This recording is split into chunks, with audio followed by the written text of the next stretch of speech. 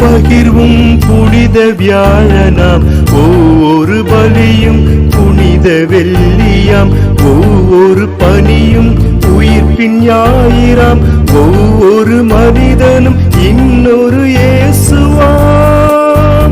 அந்த இயேசுவை உணவாய் உண்போம், இந்த பாரினில் அவராய் வாழ்வோம்.